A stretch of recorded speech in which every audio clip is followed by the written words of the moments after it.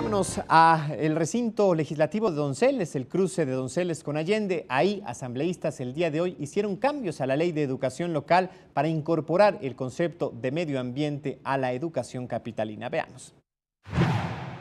Los alumnos de la Ciudad de México ahora recibirán clases de educación ambiental, donde se les enseñará la importancia de cuidar, entre otros, los canales de Xochimilco, el bosque de Tlalpan o la zona del Ajusco. Y es que la Asamblea Legislativa reformó la Ley de Educación Local para que se les instruya en el cuidado de su entorno ecológico. Se trata de dar clases de medio ambiente, de lo que requiere el capitalino en particular. ¿Y qué requiere el capitalino en particular?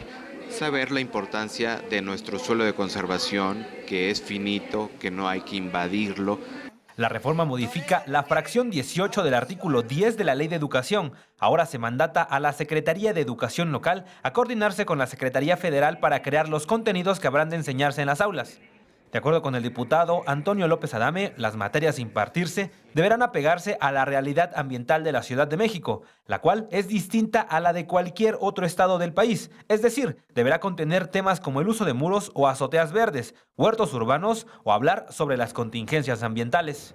Es decir, tenemos que crear contenidos específicos que le sirvan al capitalino para relacionarse de mejor manera con el medio ambiente. ¿De qué otra forma? Pues el consumo de agua, de qué forma podemos reducir nuestro consumo de agua en las casas, en las oficinas. Todo eso es lo que debe ser una educación ambiental propicia para un ambiente urbano como es la Ciudad de México.